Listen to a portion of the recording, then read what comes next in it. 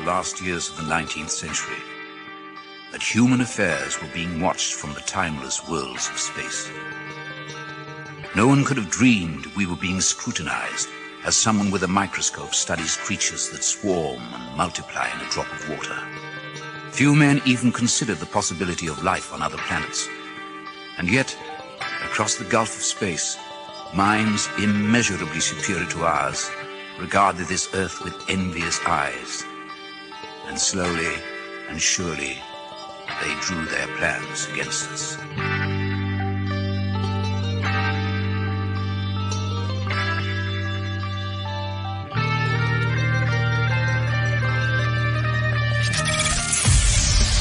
Broadcasting live from a tiny studio somewhere in North America. This is Dark Matters Radio Live.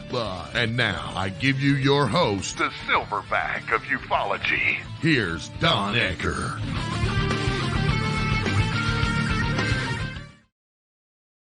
Well, ladies and gentlemen, welcome back to another edition of Dark Matters Radio. Here we are. Good God. The end of July. It's hard to believe, but this year has been zipping past us, and it's been, well, at the very least, shall we say, a bit chaotic. Out here in sunny Southern California, it has been very, very warm.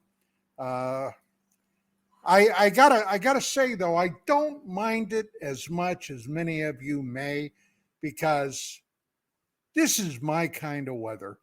I originally hail from the East Coast, and let me tell you what, we had some truly crappy weather. When I came back from the Army after spending over 2 years over in Southeast Asia, my body chemistry changed for a number of reasons. And I'll never forget that first year back in September in my home state of Pennsylvania. I would go outside. I would have to wear a coat. I would get the chilblains, and I would just start to shiver and shake like a wet dog. So let me say that this heat and hot weather, well, it can be a little trying, but that's why God created air conditioning. And with that being said, last week we had scheduled tonight's guest, Mr. Randall Nickerson, who completed and did the documentary on the 1994 amazing situation that happened in South Africa, actually in the nation state of Zimbabwe, where apparently an unidentified flying object with occupants landed near a school called the Ariel School, and upwards of 60 students observed this, even saw some of the occupants get off the craft, and several students claimed they had communication with one or more of these entities. Now, at the time, all right, back in 94, my wife, Vicky, and I were publishing UFO magazine, and we covered that case extensively. We knew Dr. John Mack, who ended up traveling down to Africa, to Southern Africa, to talk about this case with the children. Mack had become very, very interested in this phenomenon, which was important for a number of reasons. Number one, Dr. John Mack headed up the psychiatry department at Harvard University. No small potatoes, let me tell you what.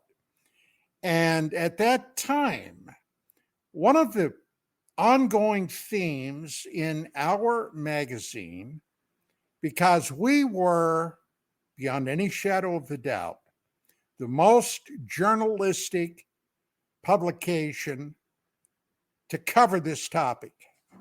My wife, Vicki, had been a working journalist and reporter before she began the magazine in 1986.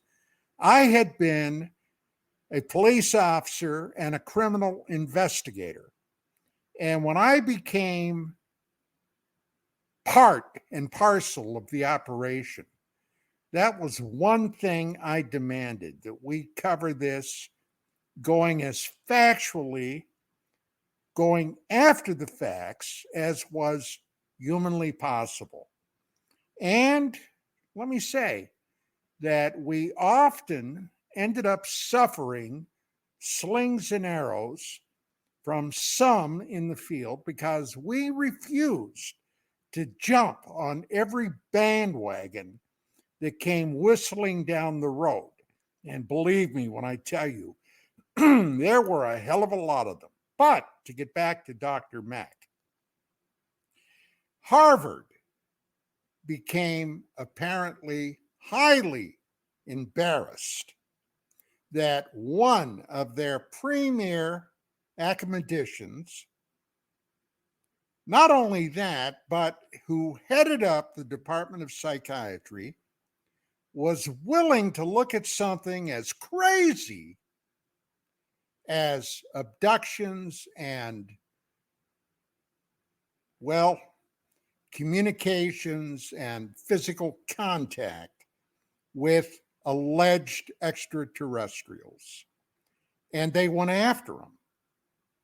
Not only did they go after John Mack, they moved him physically out of his department, and he had to find basically other lodgings for his academic career.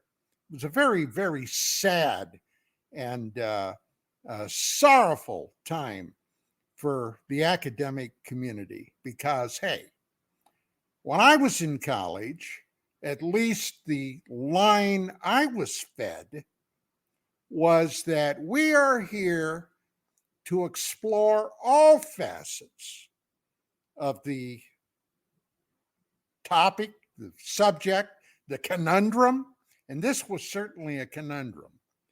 So, at any rate, a gentleman by the name of Mr. Randall Nickerson, who is tonight's guest, went out and did a documentary on this case called Ariel Phenomenon. And he is joining us tonight. And of course, as always, Mr. Mark Center is here. And I don't know if, did Gary come on? Oh, there he is. Yeah, I made it on time, man. I ain't missing You and your I are going to openings and talk. your- You and I are going to talk after the show. Uh-oh. And of course, our guest, Mr. Randall Nickerson. Randall, welcome to the program. We're glad you could make it this week.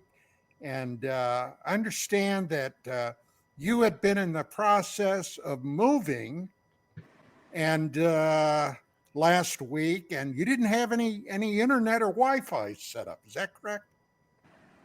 Actually, I was out in Sedona and Phoenix, Arizona, screening the film. So I was between moving to Sedona to screen for the film festival there, and I didn't have, I couldn't get internet, so that's what happened.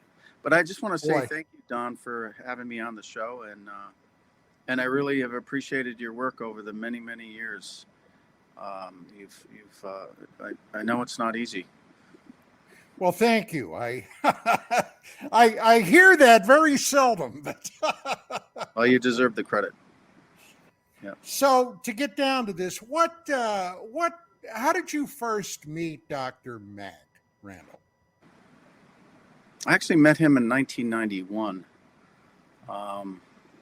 he was just starting to look into this phenomenon of UAP, or whatever, alien encounters, abductions, and things like that. And I had seen the footage of the kids from the African school in 1995. He had a small gathering of people, and I saw the footage of those children for the first time, and that was the first time I became interested in that story, because I really was struck by the truth of it, the honesty of those kids.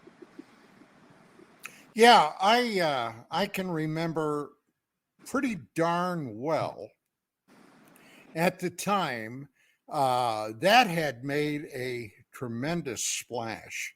And the fact that somebody like John Mack would travel halfway around the world to explore that firsthand was astounding. And of course, very necessary for somebody that was striving to get to the truth.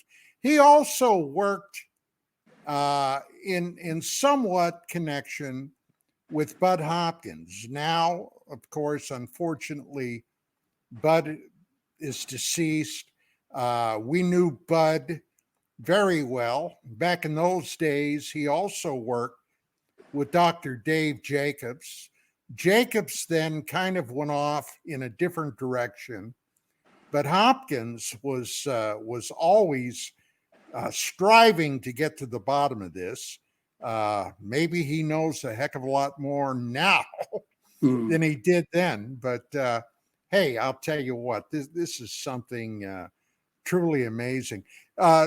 Do either of you guys have anything you want to pop in with, Mark? I'll wait. I'm more of the skeptic on the show, but there are some rumors and things out there. And when you watch YouTube, you can get any answer you want. So it's nice to have Randall here and not have to watch all these people on YouTube and Twitterverse and all that stuff screaming at each other. But no, I think I'm going to kick back, and Don's a better question asker than I am. So I think I'll just kick back and see how the show goes. Gary?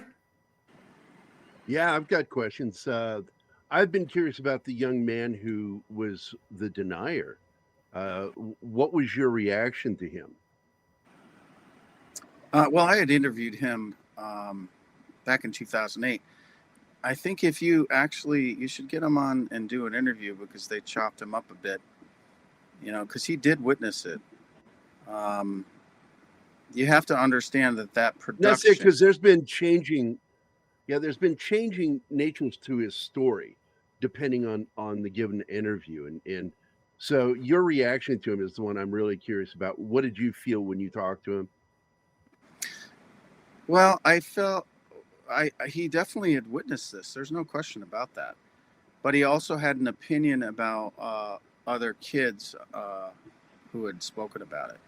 So, I mean, when I interviewed him, that's the same story I got, which is why, I had him in my film briefly. But unfortunately, this other production, who I worked with for a year, by the way, they decided to pay those witnesses. They paid those witnesses to get a different story. If you really want to know the truth on that, watch. To lie? They paid them to lie? No, they just, in a documentary, you don't pay your witnesses, period. No. Right. You said these other people paid them. Correct. That's correct. Because they wanted their version given out? Correct. They paid them so they could, Correct. in essence, lie. Correct. Well, I don't know that, but that's why you don't pay witnesses when you do a documentary. Because it puts in question what they're saying. Correct. You don't want to influence the story. So have you wanted to possibly do a follow-up with that guy? Because he's definite on what he says in the one thing. I made it up, shining rock, and it worked, and these kids got wound up and they ran with it. So have you wanted to go talk to him again? No, I already had interviewed him years ago. So no, I understand that. So but here, hang on a second. So people don't change their story, right? I mean, when I have 100 people who've witnessed stuff, including the adults around the area, and somebody I interview tells me their story, and I believe they're being honest with me, and then they change their story because of influence, then I don't need to re-interview that person. I spent 2 days with him. I know who he is, and I actually care about him. He's a good man, and you have to be very careful how a film cuts your interview, you know what I mean, as far as how they edit you. And I think you can Edits ask can him. change the overall feel of what I think somebody he will is tell saying. you know, what I they totally did. get that. Well, I come from a different neighborhood, Randall. Yep.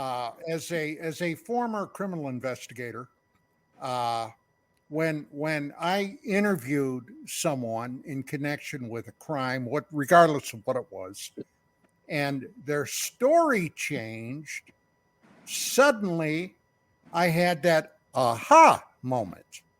Now the story changed. Why? And I made damn sure I got them on the record with it. Correct. Because when you go to court, okay, you've got to be ready for practically anything. And if you've got a witness that suddenly changes their story diametrically opposed to what they said before, hey, something ain't right in Mudville. That's correct. You know what I'm saying? Oh yeah, that is absolutely correct. Well, first, I gotta say this because we're on a conversation that doesn't really need to happen. I spent the first 2 years thinking that somebody made this story up and that's what happened here. I had to, if I was going to do this story, I had to get that completely off my radar, or what do you, I could not, I had to rule that out right away. I'm not going to waste my time making a film about something that some kid made up. It is so far beyond that because of the number of witnesses. One person has said something, right? And somebody I'd already interviewed, spent 2 days with. So what this does is it's hurting all these other witnesses who told the truth, not only as adults, but as children on camera. And their story is still the same. So I don't even talk about this stuff. I mean, if people want to go and entertain themselves with it, fine. You haven't done the work. So that's why. But that is the nature of the internet. They're not going to do the work. So that's going to sit out there as a red herring for many, many people. It's just going to sit there. Well, that was the idea. That's why. Well, right. That's why it happened. Right. Those people who I worked with, by the way, they wanted to inject a big question mark into this case. That's what they did. Well, Randall, let's set the stage for the events. Excuse me, the events that happened. Now, prior to this incident, there had been sightings of unidentified flying objects in the skies over that part of Africa. Correct. And then this happens. So lay out the groundwork. What exactly, how did this transpire? There were sightings in Mexico City, throughout Africa for a whole week before this occurred. People were reporting things to the BBC, to the local news stations, and it got people quite stirred up. And then on the 16th of September, 1994 is when this happened on the playground. So also, here's something that somebody really needs to dig into. I have, but someone else may be able to have further connections on this. On the day Ariel School happened, there was a space shuttle mission in orbit at the same time, and they were doing a spacewalk of the first manned, untethered spacewalk in our history. So that happened within 2 hours of this incident. So there was quite a few things going on in the world and in particular the space program, that caught my eye, and I did quite a bit of work on that. It's not in the film because there's so many other things, pieces to this puzzle that have yet to come out. Yeah. So so it went. The Ariel School was on the 16th, and then there was another witness on the 17th, the day afterwards. This was quite, I would call it, as they call it, I guess, a UFO flap, where there's an awful lot of activity in one area for about a week's period of time.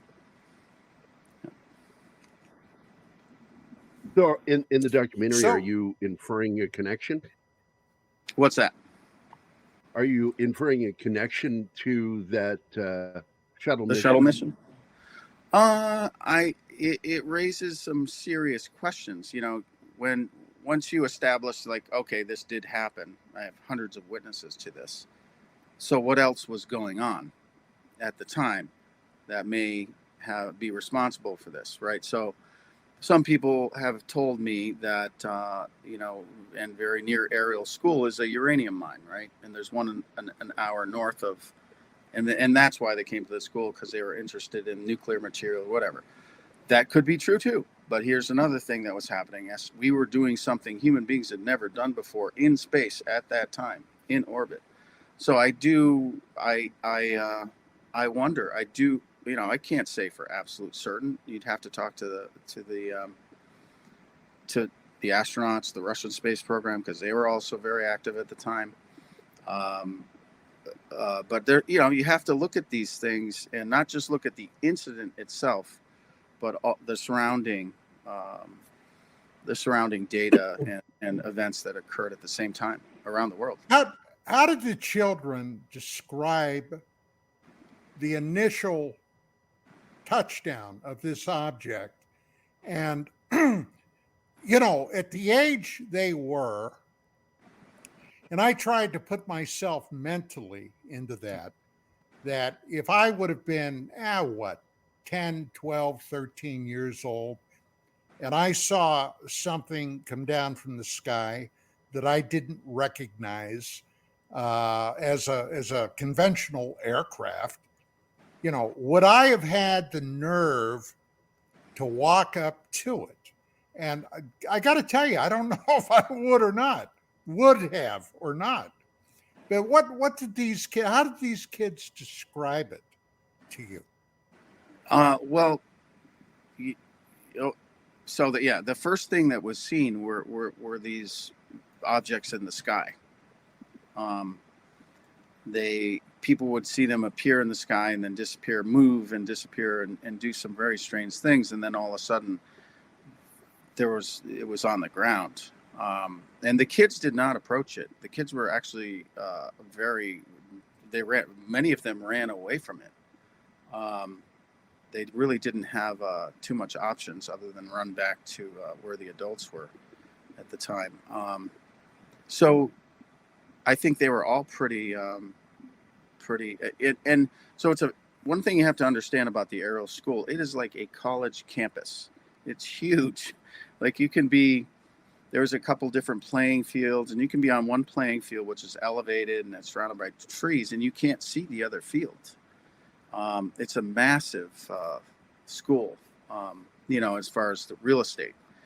So not everybody could see it, when this occurred, because there were people on the upper playing field, and there were the people on the lower field all had seen that. So yeah, basically this thing set down very near where now the headmistress lives, or very close to her house, and then these things got out of it and approached the children on the playground, but the children did not go toward it. That was not well, when a lot of these kids went running away screaming, I would imagine, correct, I'm sure they had to approach their teachers to describe what they just witnessed. Now, I find it kind of odd that none of those teachers would have walked down through the field to see exactly what the heck had these kids in the uproar. Did you find that mysterious? No, because two teachers did go out there and see something. There, and I didn't include it in the film because once you know the story's true, you don't have to include everything. And I really needed to focus on what the children's experience was because it was so profound. But there were teachers that witnessed this. There were other adults around the area that witnessed this. So most of the teachers, when they came screaming literally into the main building, most of the teachers thought they were making something up, or there was some other explanation. But there were two teachers that went outside to the area that they talked about. There's also a grade 1 teacher who was in the prime position to view all this.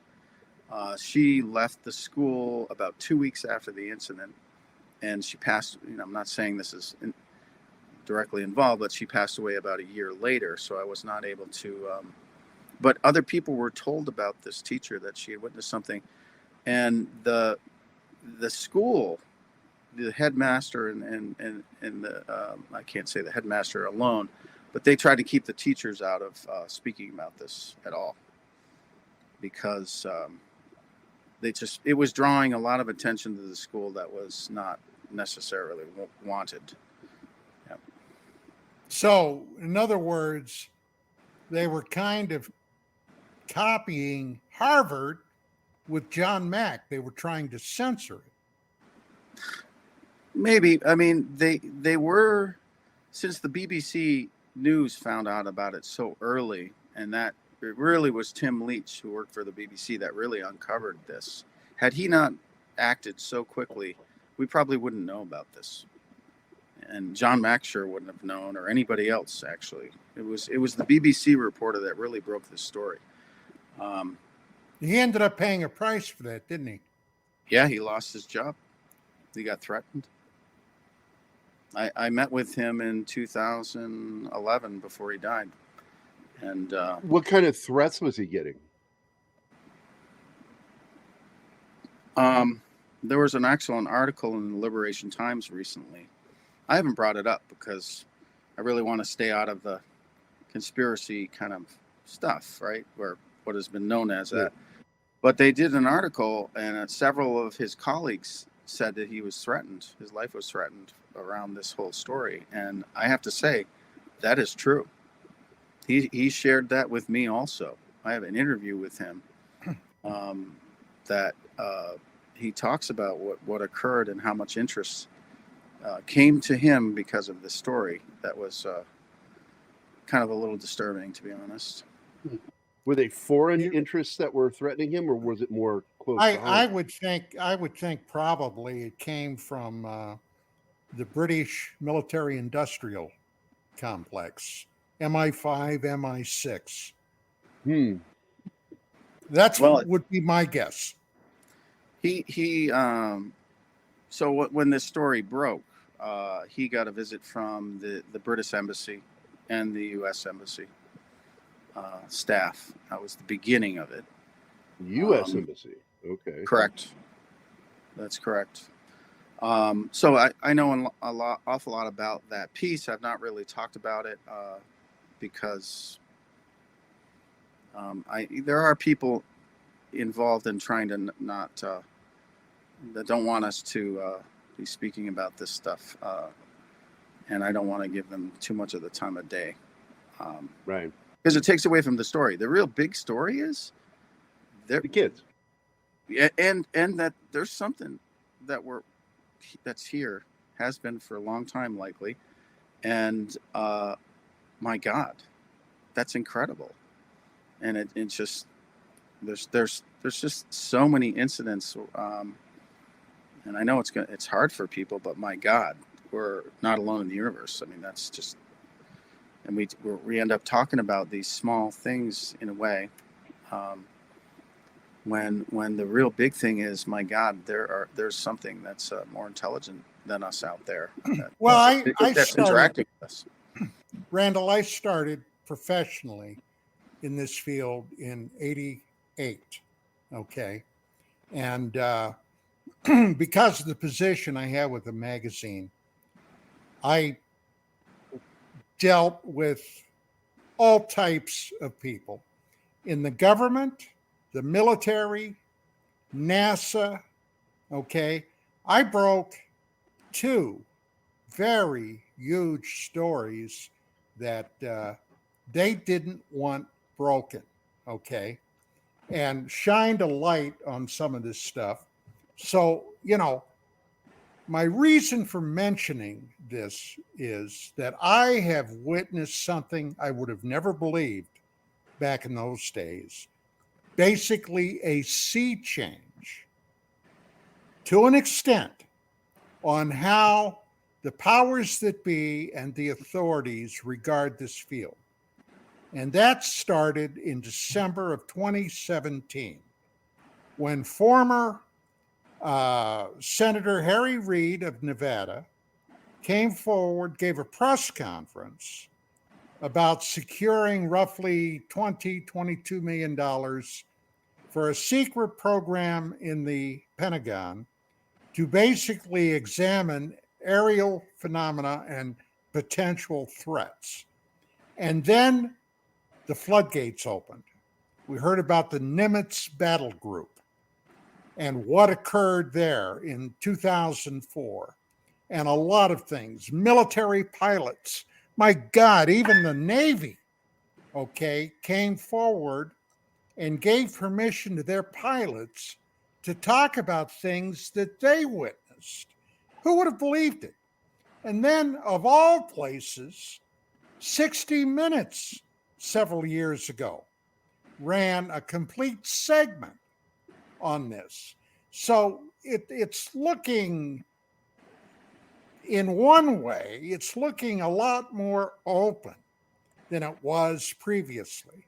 Now, of course, there's still those naysayers, and there are still those who wish to keep it all sub rosa. But there is definitely, and there's never been any doubt, anybody that's ever examined the field, that there's something solid here. And you're correct. It goes back a very long way, perhaps even before our race, the Homo sapiens sapiens, were developed. It could conceivably go back that far.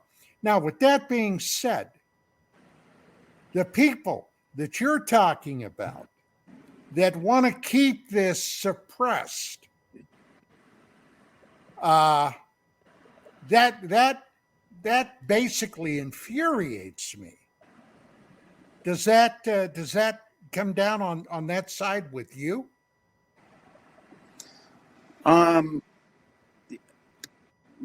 I guess my biggest issue with those people who I have dealt with is their lack of good communication skills. I'm willing to have a conversation, but these people are more interested in making you afraid to talk. So I'm not the only one that's been going through that by any stretch of the imagination recently. And I have to say, I can't believe I'm living in the United States where that can happen. Are these people in a position of authority? Yes. Well, there seems to be a dichotomy in our government, such as it is right now. There is a group that want to be much more inclusive with this information. Yep. And then there's another group, and as a matter of fact, I just wrote a paper a few months ago on the whole disclosure conundrum, okay? I call it disclosure a dangle too far, which basically is, I am convinced, and I don't think it's any great mystery, that there is a core secret at the bottom of this topic. And that core secret that they will defend to the death to keep from getting out is surrounded by a special access program, an SAP, which means if you don't have a need to know, you never will. And I've documented why I think this is the case in point. But if you get right down to it, what are these guys going to do? What are you fearful of that they could do?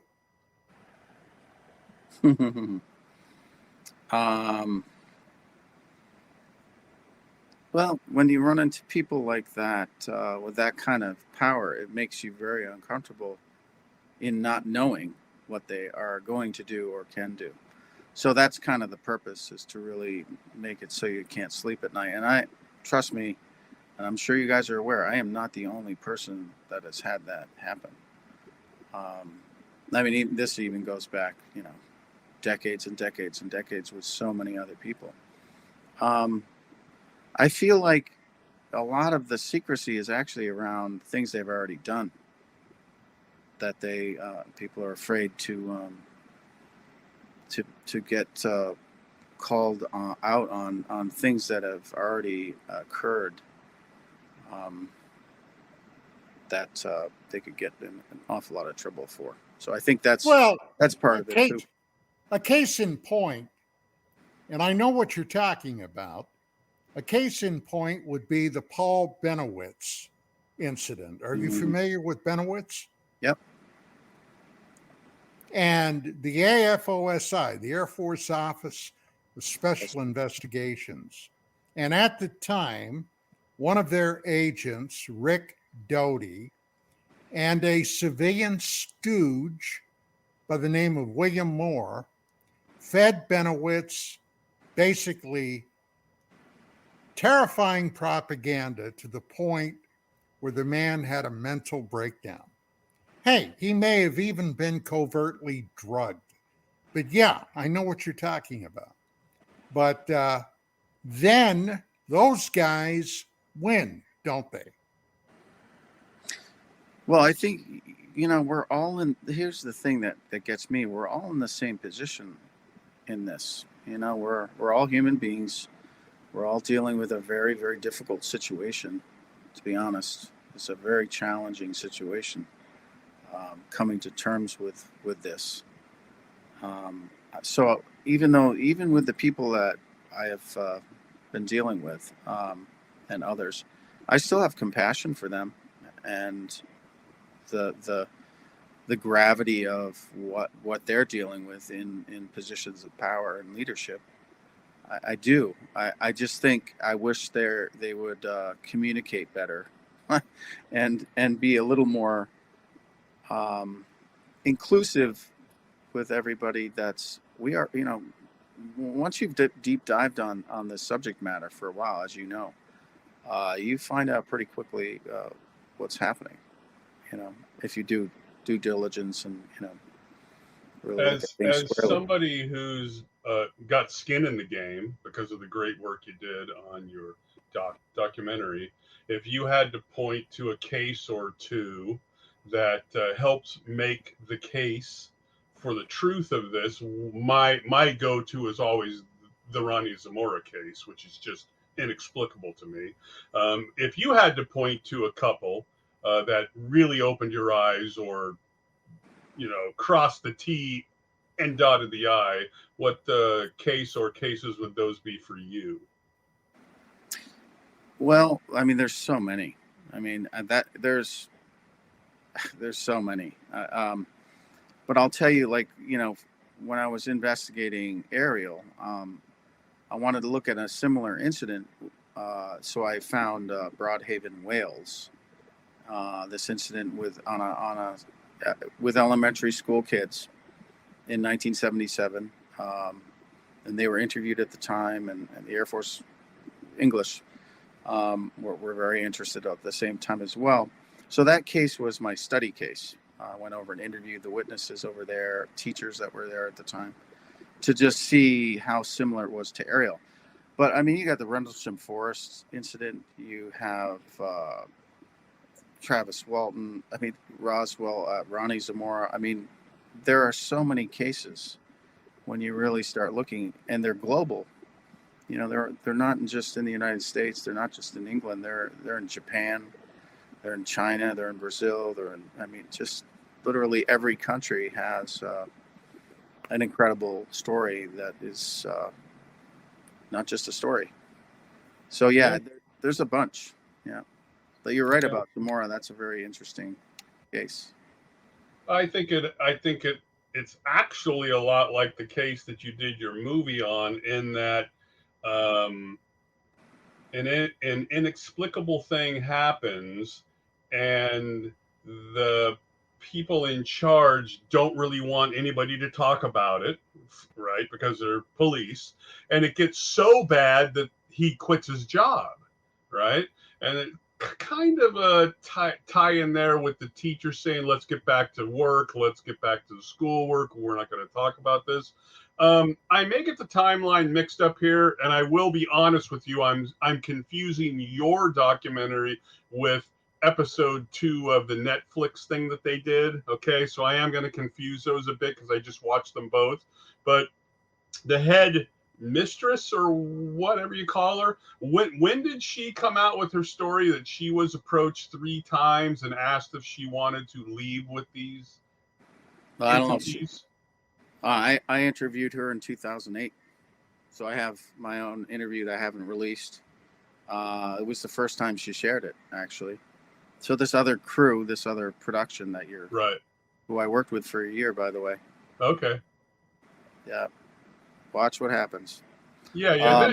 That didn't really bug me, because a lot of people will never share their story, right? For fear of the ridicule and being called crazy and not wanting to deal with it. Like Zamora, he wishes he never did.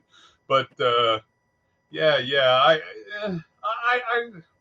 the more you're telling me without telling me about this other episode 2, which I get why you're doing this, and I understand it. Now, when I go back and watch that, at least I'll have a little bit of a jaundiced eye to look at it. Yeah, it's completely unacceptable, and it's wow, unbelievable, actually. Well, that's the one, as I recall, where they created the narrative, right? Of Greenpeace. Yeah. That's control the narrative. Yeah. Well, that's why I think that we're seeing such an interference from the government in these things, is they're trying to control the narrative. I mean, we all know that when Congress told them, or the Senate told them, to the Air Force and CIA to deliver all their information, Department of Defense, the Marines, Navy, everybody reported everything in, and U.S. Air Force and CIA said, no, we're holding on to it. We're not going to share everything we got. And so it seems to me always that the CIA and the Department of the Air Force are the ones trying to push and control the narrative on this. At least that's my perception of it from all the years of reading. And we're our own worst enemies, as well, as some of that stuff that's been released by the UAP people and all that is really amazing stuff.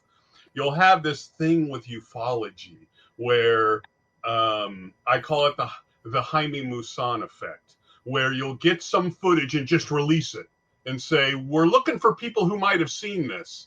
And the latest one would be the jellyfish, right? Which was put out by people who a lot of people respect, but they put it out so soon that then when people looked into it, they proved what it was, and it makes you look like an amateur. An idiot. Yeah. Now that doesn't discount some of the other stuff. I'm not saying that, but isn't that one of the problems with the subject, is that there is that push for clicks and likes and to get the invitation to the conventions and things like that, right? So it changes formats over the years, but it's just, you're referring to sensationalism, that they're just looking for the sensational moment to get attention, and rather than really focusing on the subject, which is what you're doing, Randall. by doing this documentary is speaking of sensationalism, and we know that this happened beyond a shadow of a doubt, there have been numerous incursions by unknown objects, craft, UFOs, UAPs, into nuclear weapons areas.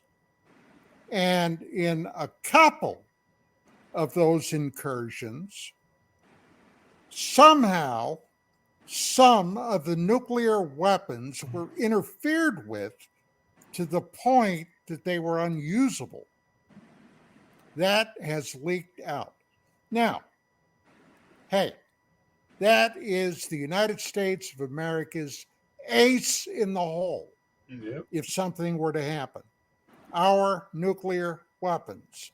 And these things apparently can turn them off in the blink of an eye. That, for the government, has to be terrifying.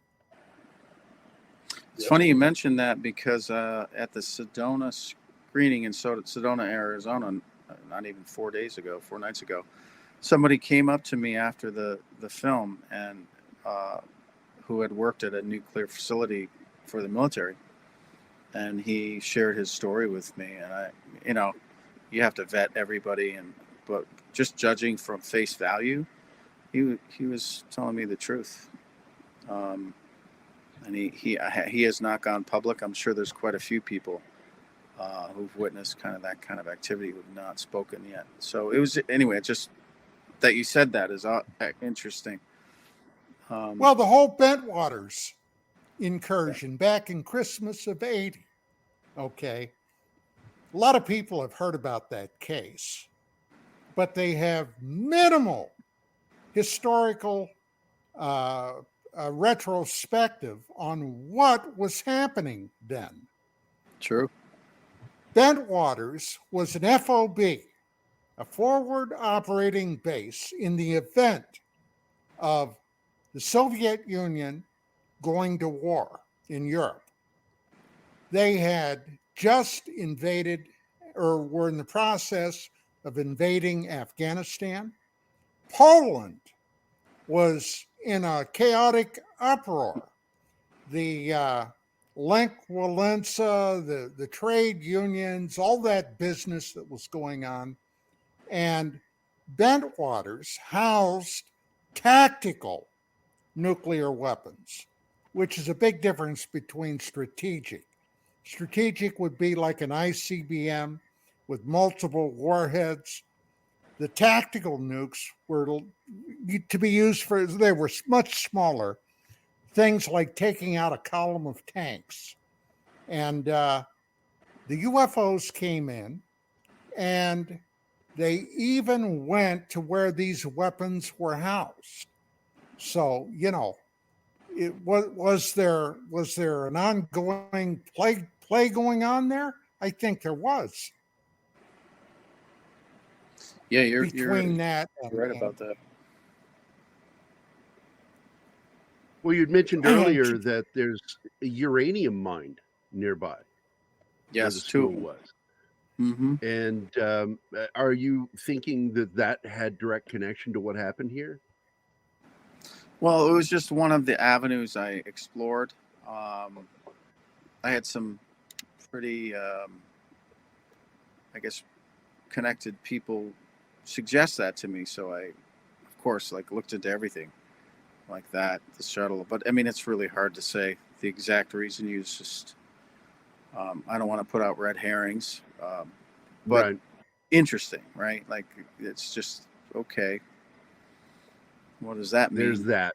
There is Mm-hmm. that. And is that a coincidence? Which, in my life, I've learned coincidence is very rare.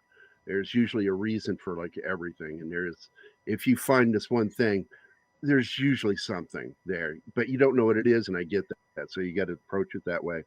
And I brought this up last week when you weren't able to make it, that a few years before that incident, there was the incident in Voronezh, which, as I've read about that with the kids, I don't know why it echoes.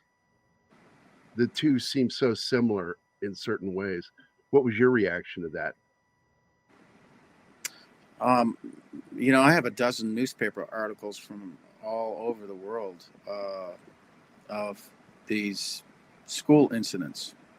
So, I mean, somebody else beat me to it. I did a book on all these schoolyard incidents, but, it became like, why is this happening to elementary school, in particular? There's several incidents all over the world that hopefully will come to light. The great part about Ariel was the BBC got there right away and interviewed these people, and John Mack interviewed these people, and others. A whole bunch of people interviewed these children at the time. That's what makes that story so unique. But there are others. What was the name of that one in Australia that I thought was fascinating with the kids? Westall. Yeah, right. Amazing. Oh, I remember that. Yeah. Amazing story. Very much like this one. And the people showed up and they interviewed them. Yep. Yeah. The military was kind of on that pretty quickly. Where Ariel, it took a bit of time before that occurred. But yeah, it's Westall. There's another case in Russia. South America, there's a case in California, there's a case in Florida, in the United States. There's just a bunch of them, and I hope to at some point release everything I have really around. Do you have a theory of why so often this happens, and why we started seeing that happen? Kids don't have belief yet. Well, yeah, that's a good. I have looked into that. Like, what's it's a developmental age group, right? But pre-puberty, it's just a very interesting time around 9, 10, 11 years old. I'm still looking into that. But again, there's incidents that are happening all the time to all kinds of different people. It's just that the incidents with children are particularly fascinating because we might learn something about these creatures and what why they're doing that, and even from the witnesses themselves, as you can see in this film, is they're being shared with information is being shared with those children about the future, which is kind of what we might do with an animal or a pet if we could. Right. So I don't know. It's just I find it very fascinating, and I try to stay very objective and considerate. Well, as a documentarian, you have to be neutral. You have to. Yeah. Well, we've got a break in a couple of minutes. Sure. But I want you, Randall, to start thinking about this because this is where I want to pick up when we come back.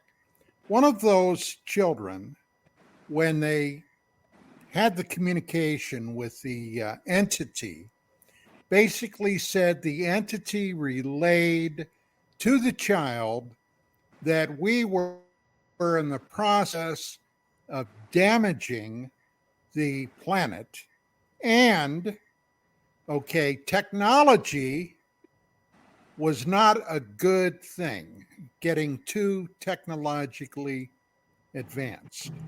Now, that ship basically has sailed, in my opinion. But with that being said, I want to pick up on that when we get back. Now, those children, and before we got about 2 minutes, those children that were interviewed back in the day, today they're all grown up. This has been over 20 years ago. These kids are now young adults. Have any of them, have their thinking about what they experienced, has that evolved in any way? I mean, you'd have to ask them, but I would say so. Well, did they give to you feelings that today they're thinking much differently about certain aspects of this than they did back in the 90s? Well, yeah, I think so. As adults, I think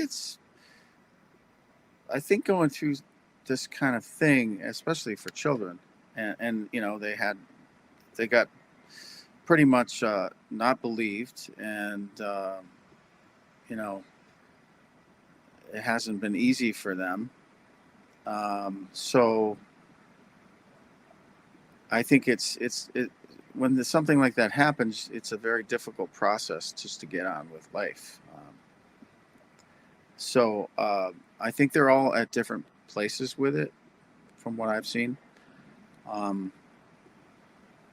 mean, I think it's very hard for people to wrap their heads around it. And for me too. You think about it, you really think about it all the time. In a sense, it's always there in the background. Your mic's You're muted, off, Don. Okay, we're You're going to muted. take a break now. And when we come back, more with our very special guest, Mr. Randall Nickerson, Ariel Phenomenon. We'll be back. Stick around. And we are back. It's been an almost painless break to get back to my guest this evening, Mr. Randall Nickerson. By the way, Randall, I understand this weekend coming up, there's going to be another screening of your documentary. Do you want to tell us about it? Yes, Saturday we're up in Pine Bush, New York, which is a very big hotspot. I think it's one of the biggest hotspots in North America. Northeast. So yeah, we're there. We're doing a screening and then a Q&A up in Pine Bush, New York, upstate New York. It's beautiful up there. I actually happened to be passing through. I don't know. It was about 6-8 months ago, and they asked me if I'd be interested in sharing it. So, yeah, I'm pretty excited about it. A lot of good people. What time Eastern, of course. What time does that begin? I'd have to. You can check on our website, which is arielphenomenon.com. You can see it on the website. I'm not sure. I think it's either 7:00. I have to look at that. But you can find. If you're back, if you're and back in that part of the country, you can get tickets at the Pine Bush Museum. Correct. Is that correct? Correct. Yes, the Pine Bush Museum. Check them out, and or if you want to check our website too, we'll have all the information there. Why don't you go ahead and give us your website? Oh, it's Ariel, Ariel Phenomenon.com. Okay. Now, to get back to my question before we had to go to break, one of those kids later came forward and said that they had information that was passed to them apparently via telepathy from the entity, that we were doing a lot of harm to the planet, and that be very careful of too much technology because it's not good for you. Now, I got to tell you, I found that rather rich, coming from an entity that flew down on a flying saucer. Okay. Right. Yeah. Now that struck me as a little strange. Okay. What is your take on that? Well, so when they really started to, interview these children, that kind of came out of the interviews. But the children were speaking about that even before anybody really asked them about it. You can find that out. So yeah, the question on technology, I found very interesting also. And I don't think it's around technology. It's responsibility of the technology that you have. That's what I think was being communicated. And, oddly, or not, maybe not so, Ariel School is not unique in that. I mean, there are other people who've had contact with these things who've gotten a very similar message, which I find absolutely fascinating. And there were quite a few children, some who wouldn't even speak to me about it, about I guess, it's a very intimate thing when apparently some creature communicates with you about your own environment, or some kind of, any message actually from any other higher species is going to be pretty disturbing. And then you have to make sense of that. But it did happen to quite a few kids, and I was surprised that there were several children who wouldn't even interview. We had spoken, but they didn't want to go on camera with what occurred to them, or getting these very similar messages that the kids at the time spoke about. I found it very interesting. Like, a lot of the people were males.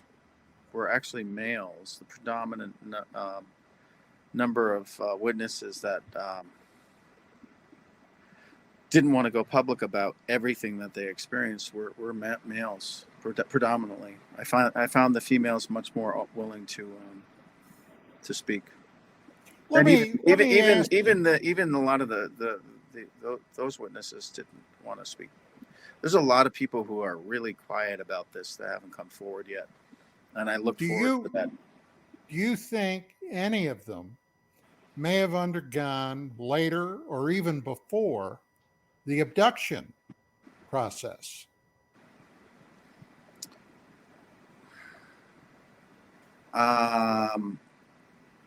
I can say, I'll just, my personal opinion, because there's things that have been shared with me that I'm not supposed to share. So, but I can tell you, yes, I would definitely say that. And But there's continued contact with several of them, and they do not want to talk about that, and I respect that. But I can say, you got the mistress that came out. If that's what they call her, the lady that runs the head mistress. Place. Yep. Thank you. She came out and said that she met him 3 times. So that's after the fact. Yep. And she had shared it with the headmaster at the time, and he had asked her not to speak about it at all, so she kept quiet until I got there in 2008. So you had John Mack go there. Then you had all the way up till 1997. You had people that were doing a really good job trying to document this case and all that, and try to get a documentary done. And then I came along because nobody could get it done for some reason. And then I came along in 2007 and picked it up. And boy, I can understand why it hasn't been done, because it took me everything I have to get this accomplished. There's a lot of roadblocks put in the way. You had a lot of obstruction. Yeah, I did. And I'm assuming from either local government or what? No, the local government was over there. It was fine. Zimbabwe, yeah. It was fine there because I went there during a time of political violence. It's I really I spoke to some people in the government, but I was very careful because I was filming in their country and under very dangerous conditions. So I didn't need to speak with them. I spoke with quite a few people because this did cause an uproar in Zimbabwe at the time, and they were flying jets around low altitude looking for these things after these events. The military said their radar was down during this whole time. How odd. Yeah, exactly. And same with South Africa. Yeah, it's pretty interesting because South Africa is right there on the border of Zimbabwe. And South Africa's got a much more, I mean, they've got the strongest NASA military. is up in space right at this moment. Correct. We have 2, radar systems suddenly go out, and then this incident. Yep. And then you had nothing weird there at all. And then the night before this, you had a senior radar controller from Mexico City. He's testified. I found that guy. I mean, Stephen Greer found him, had him testify in 2001. And thank you for that work, because that's how I found him. And he had testified about seeing this on radar over the Atlantic Ocean. And then you also had 2 witnesses, females, who had come forward in Mexico City the night before Ariel School. So there, when somebody really looks at this time period, I mean, I've done it, but boy, there is so much that was going on, outside of Zimbabwe through this entire incident time. Man, I mean, it's a story that has not been told yet. It's pretty astounding, actually. Well, in the scope of it. In the it's not just one country. That was the last huge flap, from everything from the alien autopsy to the huge flap in Mexico, Argentina. It was just you couldn't get away from it. I mean, it was everywhere. Yeah. I mean, 94 was right around this time. Also, was that Ohio incident, I believe, where all the state police were involved, and the police. Unbelievable. Yeah. Right around this time.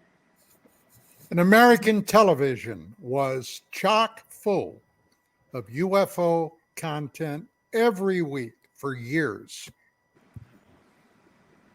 Yeah, it was. That was that time period was very, very interesting. Yeah, and you have to understand, at that time, we were launching 130 spacecraft into orbit every year. I mean, our space program was at a really unique time period in itself. We're going to look back on that time at some point and understand why all this occurred. Yeah. How's your audience reaction so far been? Oh, it's been amazing. I mean, we're 100% on Rotten Tomatoes, and we're IMDb. We're in the 9s. I mean, it's really. I couldn't have asked for a better response for the audience. Is Apple giving you any numbers from iTunes? Your viewership? Not really. I mean, we again, we've kind of been, oddly, the film has done so great, but we've been turned off from, kind of hijacked.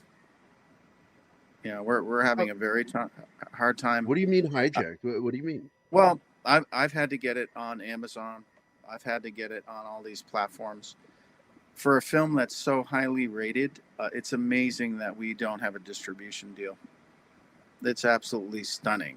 And I work with professionals in this business who worked, not UFO people or anything. They're professional filmmakers and people in this business who have amazing reputations, and they are stunned by the fact that this film is not being distributed by a distributor.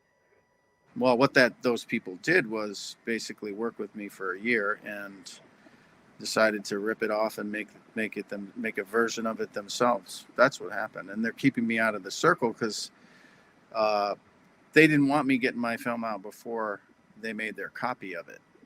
That's what happened. So it's not a reflection of you, and I'll say this because it pisses me off. Another reason not to subscribe to Netflix. Thank you very much. Well, that's why God created lawyers. Correct. That's right. Got a few at this point, thank God. Because since 2010-ish, have you had much contact with the school, with the people around the school, and what's the general sort of aftermath at that school specifically? Have they moved on completely and they'd rather not talk about it, or? Yeah, I think it's same thing happened in Westall. I mean, sorry, right. Any of the incidents, Broadhaven also. Right. You had a lot of, people come and I was one of those people like, tell me what happened, and right. I think that happened to Ariel too. He had a lot of people, so they're pretty burnt out, Right. What people don't understand is like those people have to deal with what happened, and then they have to deal with you asking about what happened, and then being exploited. That's it's we have to be very delicate about these incidents, so we can. But all the students now that were there, Randall, are grown up. Yeah. The staff probably has changed dramatically. They weren't even there when the incident happened. And you're saying that people are still approaching. It would seem to be easy just to tell them, look, I wasn't here then. I can't tell you anything. Well, when I went back, there were three or four of the original staff. And then the last time I was back there was in 2016. There were still two people that were originally there. I mean, they can tell you, I really wish many more of those people were being interviewed rather than myself, because they were there. They saw quite a bit, Well, they're in South Africa. You're here. True. So, okay. And I'd hate to have to pay for the phone calls. So, well, it'd be nice. I think we're going to be hearing more from witnesses directly because of the way communication is happening. And I look forward to that, because really I don't have to. I've told a part of their story, and I really would rather the world hear it from them. Are any of those kids, have any of them come over here? Yes, there's at least 4 or 5 of them living in the United States. There's 9 in Canada. Most of them are in Australia. There's quite a few in England. They're all over the place. Is that odd that they left Zimbabwe like that to live far away from where it happened? Well, there was a political. Zimbabwe became very dangerous for a lot of people very soon after this incident because of the politics. So a lot of families moved out and the economy.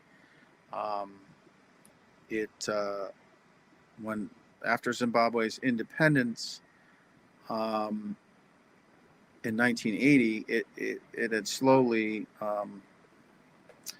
gotten a little more difficult for a lot of people, and by the 2000s, most people were leaving the country. And you got to remember, Ariel School was a very, very exclusive primary school. I mean, there were really smart kids from all over every walk of life, every religion. It was primarily a Christian school, but they were very accepting of other religions. It was a really amazing place. Some of those students went on to Harvard from Zimbabwe. So those children are all over the world still. There's quite a few that are still in Zimbabwe from the indigenous culture, and several I can think of too that I want to interview. If you go onto YouTube, Don, you can do some searches and actually find some other podcasts and things that have done interviews with a few of the now adults. So there is some stuff out there. Yep.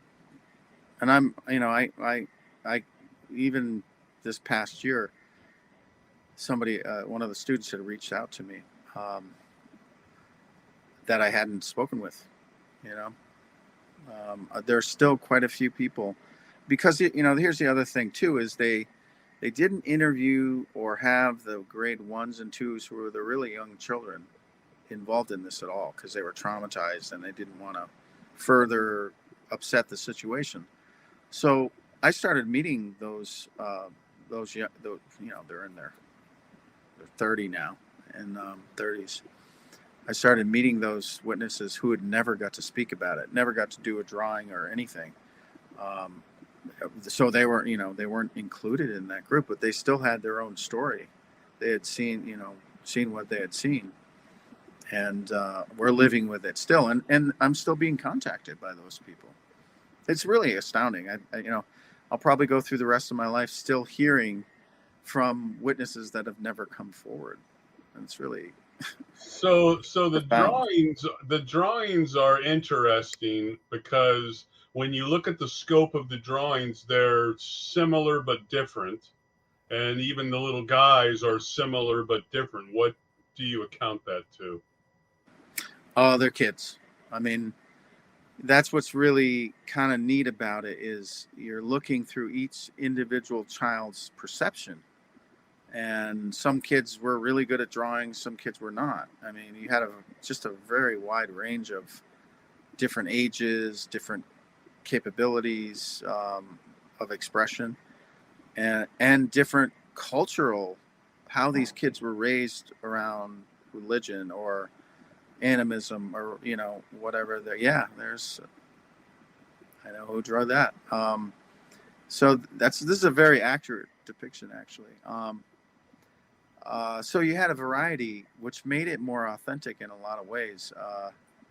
That you had different people seeing it, and large part these children were in different locations when they viewed this, so they all had their own different perspectives of what occurred. So we can discount the claim. I'm thinking that we can discount the claim that some of the kids were within arm's length. Oh, I don't know if you can discount that.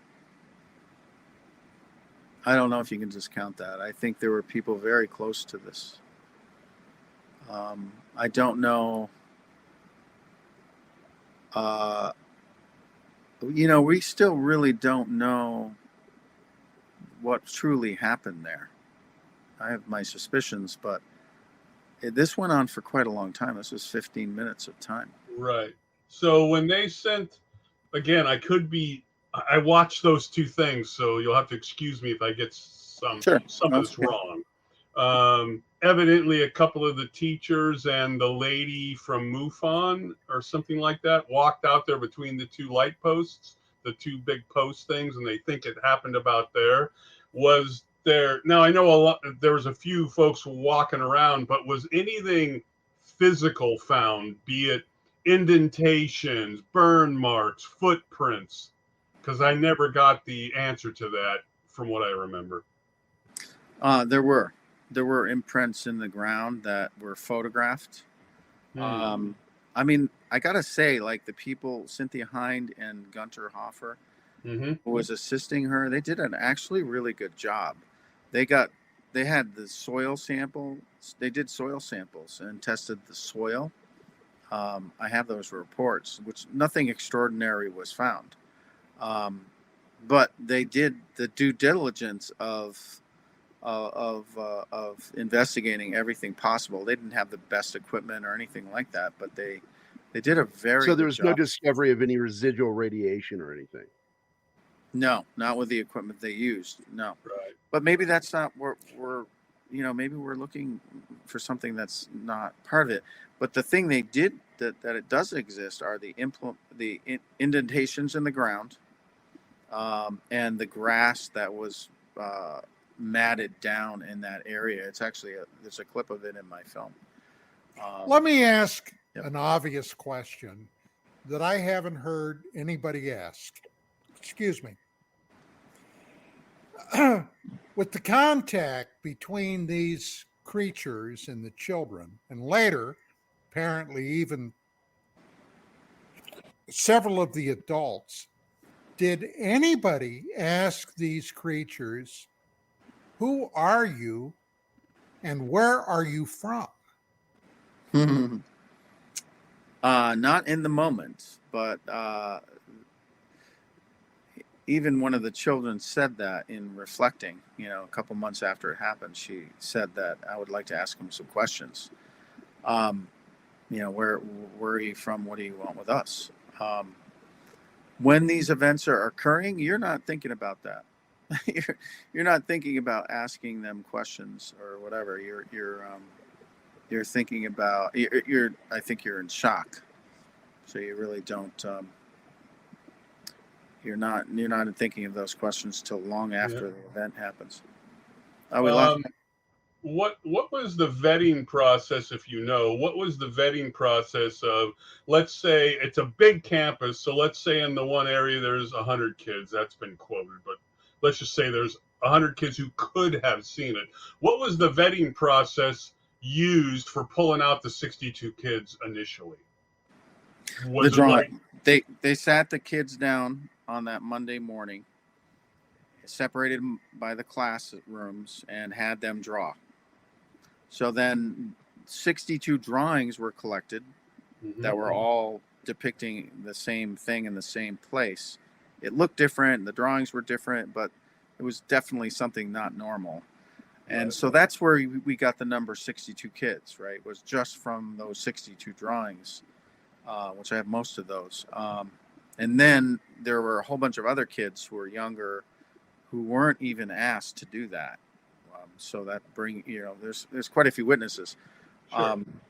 So yeah, that was the basic way of okay. All right. Yeah, because we're dealing with something that's unbelievable. So it's kind of like, the hindsight, of course. Those poor right? teachers. I mean, my God, that poor school. Their whole lives just got tossed up in the air that day. So did any of those? Let me ask this. Yeah. Did any of those witnesses or later contactees relay anything that they found terrifying or frightening about this situation? I think I think partly what these things look like, and it was shocking. I mean, the whole, somebody just said this recently, and they're really true about this. Like, when this event happens, of course you're going to be a little scared and in shock. Well, you're confronting the unknown, of course. True. And that doesn't mean the unknown is evil or bad or good, or we get into these, these kind of labels. But there is a normal, like when I go hiking out in the woods here, and I run into a bear at night, that's happened to me multiple times. I'm a little shocked. I'm a little worked up by it. And I've not had a bad incident from that, but it gets your attention. And I often compare these kind of incidents to incidents with wildlife, with creatures that, if they wanted to, could tear you to pieces. This incident definitely caught everybody's attention. And then what happens to people, human beings, we there's the aftermath of trying to deal with what has happened with us, trying to make sense of it in any way we can. And we, sometimes, I mean, we can only draw from what we have. And some people are more limited than that and than others. So it's a journey. It's a very personal journey for people to process this and come to some kind of peace, really. Were any I of do the ask school, you, Randall, at the beginning? were any of the school contacted by the Zimbabwe military or intelligence people? The reporters were. I don't know. I do have one story about these people coming to the school, but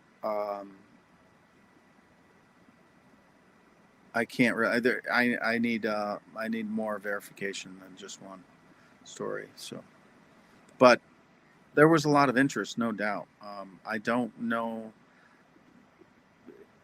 I would have to get more confirmation. And of course, with a reporter, you never know. They could be a reporter, just a straight reporter, or they could be working a couple of agendas. True. That's true. Well, you started the documentary with the sightings that occurred during that period that went between a meteor as well as other aerial phenomena. What was your connection to that? What did you think? Well, there was a lot of different reports from all over Africa. We have space debris coming into our atmosphere all the time. we're sending up 100 in that year. We sent up 130 spacecraft. That means 130 rocket bodies. So that's one reentry every 3 days, right? If you really wanted to look at it very simply. So some of that was explainable, no doubt.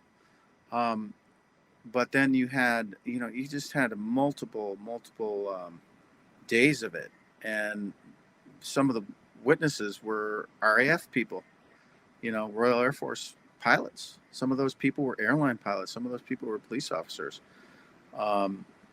who had witnessed things, and they are generally better observers because they're used to that environment, and they're paid to pay attention. So yeah, there were quite a few days, but you really have to look at everything that happens, and look at meteorite activity. Well, this is the one thing during that story they tried to really kind of divert everyone's attention from. It was saying there were meteorites at the time. That is not true. So I went to all the astronomers. And that's why you open with that, right? Correct, because I wanted to know what was in the sky at that time. So I went to the astronomers. I went to Wits University. I went to all these amateur astronomers. I went to the guys that run the SALT 2. I did the proper investigation on whether there were meteorites at that time that people were seeing, and none of these professionals, and that's their job, said there was anything like that going on at that time. But the telescope shut down, Randall. Right. But those people pay attention. That's their job. They want to know when meteorites come in because they want to know if anything. Well, that was about the time frame that the Tauride meteor shower is impacting. We're flying through it. Is that Leonid or Tauride? Tauride. The Tauride. Oh, Tauride. Yeah. Yes. Yeah, that's correct. Yeah. So these reports were things within the atmosphere, going horizontal to the horizon. There's just so many different days of it. If it was one day and there were very easy explanations for it, fine. But this went on for quite a long time in daytime. That's the extraordinary thing about the Ariel School incident itself too, is it was daytime, and plenty of other people outside of that school also witnessed it during the daytime. It's not normal. That's kind of unique. When you say witness, that you mean seeing something come down, or what do you mean? Yes. Yep. Witnessed this vehicle, I'll call it that, at low altitude, very low altitude, tree line, around that whole area within about a 50-mile radius. People had witnessed this vehicle during the daytime. It was also witnessed at different places, but it was the low altitude nature of it. People got a really good look at it from other locations. Besides the school, people from outside the school got a good look at that thing. Yeah. Wow. How many kids did Mac interview? I think he interviewed about 11, maybe 9 to 11, and then other people interviewed. There was one man who went to the school and interviewed 43. He did great work. It really contributed quite a bit to my research. Was all these other people during that time period in 94, 95 who decided to interview these kids. They did a service to the story, to the kids themselves, and to really humanity in a way by documenting something that was pretty important. Did Colin Mackey, is he still alive? Did you ever get a chance to talk to him? I did. He's in Australia. And I contacted him because I would have liked to hear from him. And he said, look, man, he'd say that way, but he said, I said everything I needed to say back then. And I think he's right. I think he I think everything that he spoke about in the archival was pretty straight up. I really, in many ways, respect the way he handled it. I think he handled it very well. I think he's still alive. I hope he is. It's been several years since I communicated with him. So what are you working on now? I checked your on the net and it doesn't have anything upcoming. Well, yeah, I've got. I really would like to complete the director's cut for the film. It's the long version of the film, which it's hours long, many hours. And I would like to release all that information. And then I have 2 other films that are already shot, and one is also another one on other incidents in Africa. So yeah, I kind of been really quite affected by. Well, it's almost sounds like you've had a conversion, because you were like focused on a lot of different things. You started out as an actor, and Yeah. turned to doing this, which I kind of understand working in film myself. It's like I got so turned off by the acting process that I just ended up doing comic books to tell stories, because I couldn't stand working with actors. But you, on the other hand, you went from acting to going to school to learn, how to make film. And you seem to be going one direction, and then you are suddenly on this, and it sounds like you had a conversion. What happened? Well, out of high school, I was acting, and I was in modeling, film work, and doing all kinds of stuff. And I worked on some pretty big films for quite a long time, some TV series, and I was around the camera guys all the time, and I'm a tech guy. My dad was is an engineer, a mechanic. My God, so I've always been in the technical world. And I found myself really wanting to do that and being on the backside of the camera. So I was making, I've been always interested in that, in camera work and sound. And so it wasn't a hard transition. It was, that just made more sense that I was not in front of it. It was a logic thing. Yeah, I get it. Yeah. But and I just was you always interested in doing UFO stuff, or was that something that happened? That's what I mean by the conversion. Like, oh yeah, no, that's something that happened.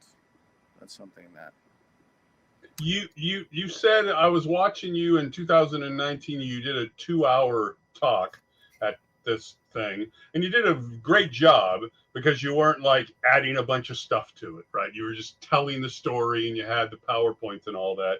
And you said something to the effect of, you were thinking that you were going to do something on Bud Hopkins, who I met a few times as well. And then they got in touch with you and said, would you like to get involved in this? And I was wondering what the backstory is there, because if my impression of you is right, you weren't really out there as a filmmaker at that time. So how did they find you?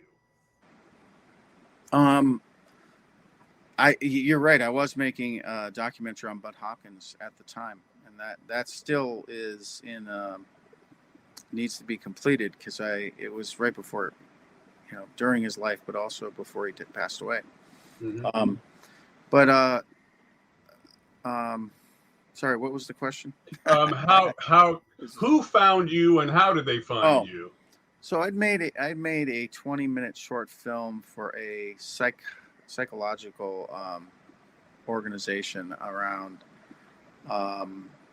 silence and listening, and it's basically listening to people, hearing people, and the benefits of that personally in a community and world level. By taking people in and listening to what they have to say. You don't have to agree with them, but just hear them out. So anyway, that film did really well, and in the private circles of that psychological community. And then it was shown to, I showed it to John Mack's, some very close friends of John Mack, and they said, would you be interested in telling this kid story? Nice. So that's how that all started. So I had to put the Bud Hopkins project to the side and really focus on this. And No, that's great because that was very organic the way that happened. So, yeah, true. yeah. So I've actually been kind of the reason, I've just been put in a very difficult financial position because of what was done. You'll probably be hearing about it because not only me, but the people I worked with, the investors in this film. I mean, it's really been devastating to people what's been done. So it's very hard to move forward when you're in a position where you're just trying to fight to survive, because that's the position they put me in. So that's Randall, going to change. let me ask you a question that I like to ask. I've over the years, and I've been doing this for a long time. I've asked a number of people this question. You may find it, because of your position as a director, producer, you may find it a little uncomfortable. But if you and I were sitting down having a cup of coffee, and I looked at you and I said, Randall, okay, you've been immersed in this UFO business now for however long it's been. Let me ask you a direct question. If I had to ask you where right now you come down on all of this, what are your feelings today about what this UFO phenomenon is, and what do you think it's all about? What would you say? I'd say we have a problem, right? Or I'd say it's definitely something that's occurring, has been occurring. I have enough people I know who I trust, who've also seen this pretty close up. So I don't have any. I mean, I always look. It doesn't mean just because you know something doesn't mean that it's true everywhere. You have to very trust but verify. I guess that's the what it means. I think the way I've really come to understand it is it's another form of wildlife, just like we are. We don't like to consider ourselves wildlife, but we are. And it's a form of wildlife that has been around longer than us, that is in many ways further along than us, obviously. So what does that mean? I don't know. And that's why I think that some of the urgency that I have is we need to deal with it and come to understand as best we can where we're at in this world, in this part of the galaxy that we live in, and come to some kind of understanding of what that means and how we can move forward. But we can't move forward until we recognize what's happening. And finally, like from 2017 all the way up, I think we're getting there, because we're not going to be able to move forward until we address this. I just really feel that's the case. And we're at the precipice of, really exploring our galaxy, outside the solar system. So I think we're at a really crucial point. And maybe this is why this is all happening right now. Is we're about to get off this planet, and whoever else is out there is knocking on our door saying, "Oh, by the way,"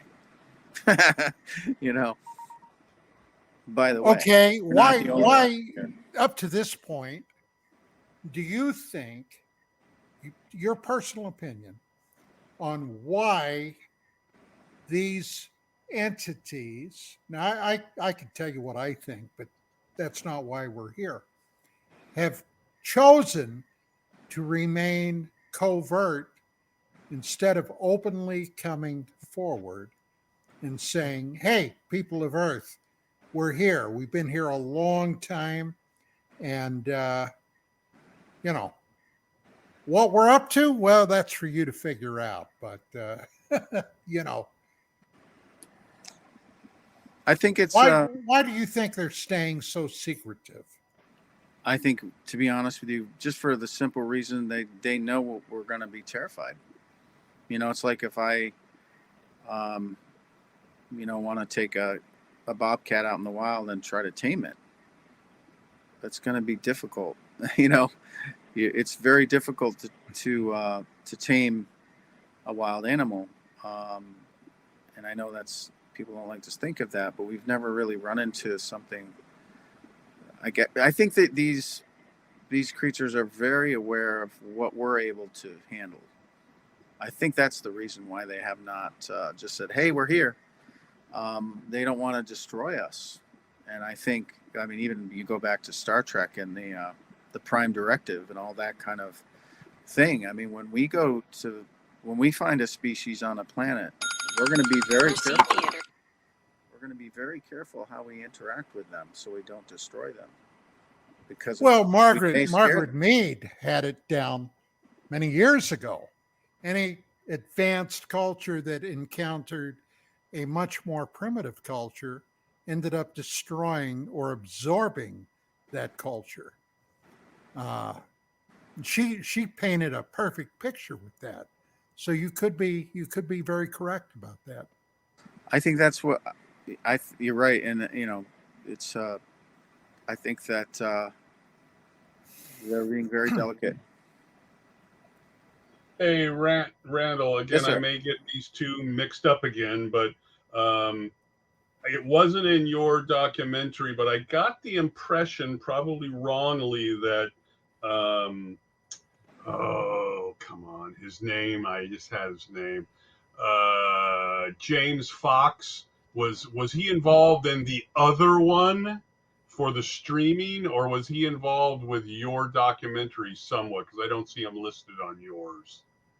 James Fox. I helped him with getting him footage and the interviews for the Phenomenon, so I helped him with that. But he's not involved in the bigger project. Right. Okay. Yeah, I was just okay. Yep. Thank you.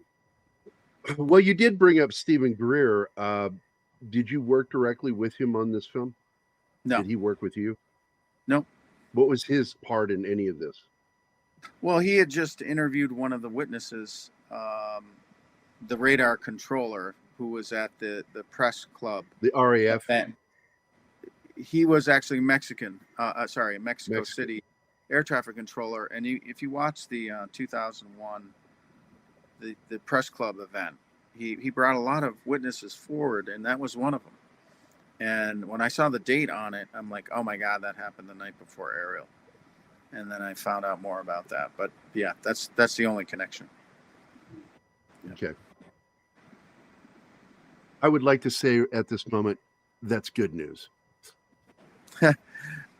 There's so many different personalities in this scene. I just try to keep Neutral. my head low and try to do work. Try to work. It's the best way to do it. It's the best way to do it. Yep. I'm just trying to get through the day.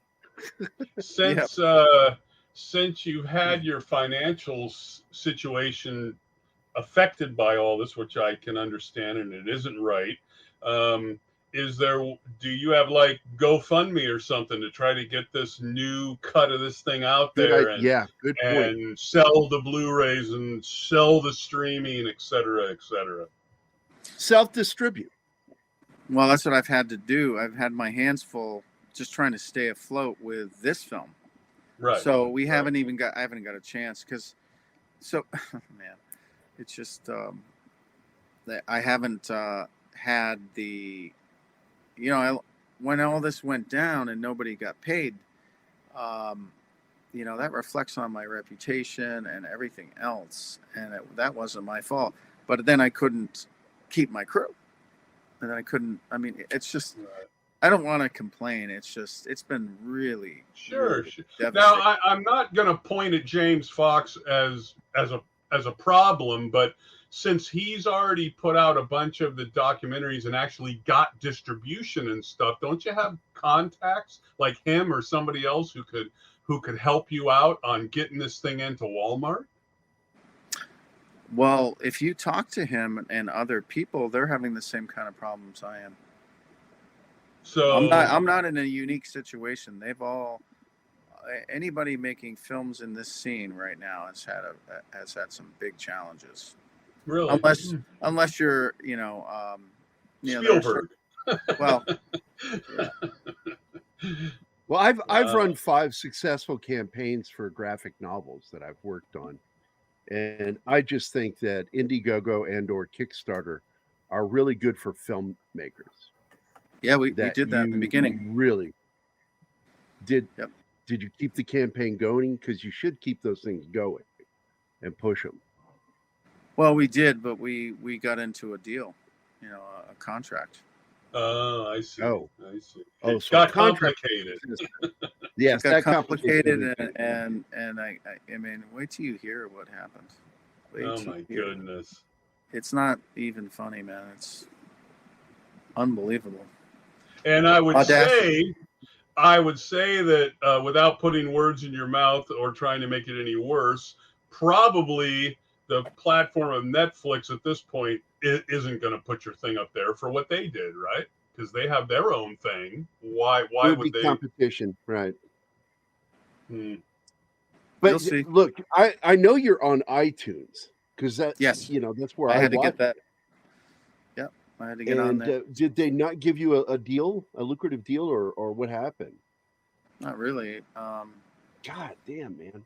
The streaming mean- for movies is similar to music. Well, for every 20,000 views, we'll give you $2. Yeah, that's unacceptable. Yeah, when you have when you do it properly and you have a proper budget and yeah. I feel for you, Randy. I don't even know what to That's say. so it's sad because you aren't part of the problem, right? Because No. even as a more skeptical guy, I watched your thing twice and I said, well, there's no huge problems with this. They're not trying to put forth things that aren't happening here. Where when I'm Yeah, watching there's no stuff theory. when I'm watching stuff by other people, and it drives me crazy when they'll put up clips of internally lit blimps and say, looky, where we've known they were blimps since the 90s, and they don't even put a thing saying, oh, this is an internally lit blimp, right? So, but Yeah. they get distribution, right? And they get sales and such, and it's like, oh my God. Well, I think that falls under the sensational aspect again. Sure. And maybe sure. that's the problem some of these assholes are having with you. And I'm sorry I'm using that word, but I think they are. You're Is too nuts your and film bolts, isn't Randall. Come sensational on. enough. You're not sensational enough, Randall. You're trying to do an actual documentary that's open-minded, Correct. which is what you're supposed to be. That's the Like- argument with Michael like- Moore. He's not a like Don documentarian. Ecker. He's a filmmaker. Like You Don are a Ecker. documentarian. We try to get some of the current people on Don's show, and they're like, oh, he's nuts and bolts. And Oh, they're he's going to ask me terrified of Don uncomfortable Ecker. questions. He is the silverback of ufology, and For a that's no reason. shit. A lot of those guys are terrified of Don Ecker because he won't fall for their bullshit, and so they won't come on. And what's his name? Travis Taylor. I love that guy. I read everything he's ever written. Man, guy is terrified of Don Ecker. And I know you know who he is. I do. I'm not saying a damn word. We'll say it for you. But I gotta gotta say tell that. you, Randall. Oh, go ahead. No, I was just gonna say, I hope you keep at it. And look, even with my experience with these campaigns, I could help you, but it sounds like you're in a position where you can't do anything because of a contract. Well, temporarily, it's going to change, but it's just taking a bit of time. You just have to wait out the contract. No. No, I just have to act on which is it's already happening. You'll find when you hear about it, you'll say, oh, okay, and that's what was going on. But I just can't be super public about it yet. But Well, we will be more than happy to do any promotion that Absolutely. you come up with, Randall. And you can get it to me directly. You can give it to Bill Skywatcher at KGRA. I'll be more than happy to promote the hell out of this. I appreciate it. Yeah, I think it's a powerful story. There are many powerful stories. I have to say, I was trying to say it. There are so many really good men speaking up, and women, that we've seen over the past 6-7 years since 2017. And man, I have to just honor and salute those people for standing up for the truth. And whatever I can do to support those people, I'll do, because It ain't easy. it is not easy. It's not. Well, gang, we are right at the end point, believe it or not. Randall, this has been a distinct pleasure. I hope you keep in touch. I hope you found this appearance tonight enjoyable. And with that being said, ladies and gentlemen, have a great week. Thursday, 5 p.m. Pacific time, 8 o'clock Eastern, UAP Crossfire will be on. And that's it for tonight. Ladies and gentlemen, have a great week. Randall, thank you very much. Thank you, Don. Thank you, guys. Appreciate it.